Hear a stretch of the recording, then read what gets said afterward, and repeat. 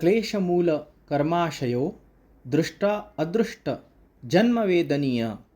पतंजलि जी साधनपाद के 12वें सूत्र में कहते हैं क्लेश मूल कर्माशयो, मतलब क्लेश का मूल क्या है, उसका रीज़न क्या है, तो कर्माशय है। कर्माशय यानी कर्म का संचय, कर्म का संचित। हम अपने पांचों इंद्रियों से जो कर्म करते हैं उसका कहीं ना कहीं जाके रजिस्ट्रेशन होता है। उसको एक दिशा रहती है, वह दिशा अध दिशा भी हो सकती है और ऊर्ध्व दिशा भी हो सकती है। अच्छे कर्म हो सकते हैं, बुरे कर्म हो सकते हैं।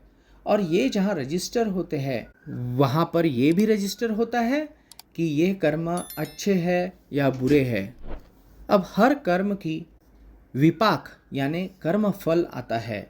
यह कर्म फल आने में फ्रैक्शन ऑफ सेकंड या कई जन्म लगते हैं, और इस जन्म में जो हमें कर्म फल मिलता है उसी को प्राक्तन या प्रारब्ध कहते हैं।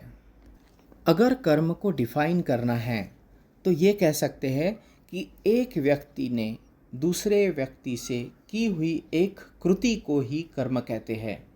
हर इस कृति का एक रिएक्शन होता है। So according to Newton's law, every action has got equal and opposite reaction. Reaction कब आएगा, विपाक या कर्मफल कब आएगा, उसका डिसीजन अपने हाथ में नहीं रहता है, वो सिस्टम के थ्रू चलता है।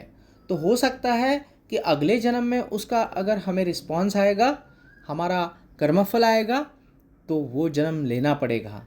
इसलिए कर्म को ज़ीरोआइज करना भी एक इम्पॉर्टेंट चीज़ है।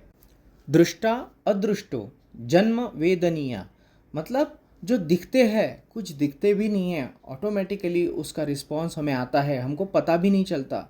और जो अदृष्ट रहते हैं वो बाद में उसके जो रिस्पॉन्सेस है वो बाद में अगले जन्म में आते हैं, उसके भी अगले जन्म में आते हैं। इसीलिए कर्म ऐसा करो कि जिसका रिस्पॉन्स कुछ ना आए।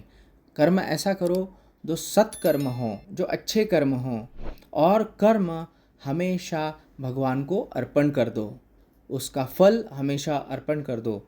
यही अच्छा कर्म है। इसीलिए पतंजलि जी अपने समाधिपाद के 12वें सूत्र में कहते हैं क्लेशमूला कर्माशयो दृष्टा अदृष्ट जन्म वेदनीय।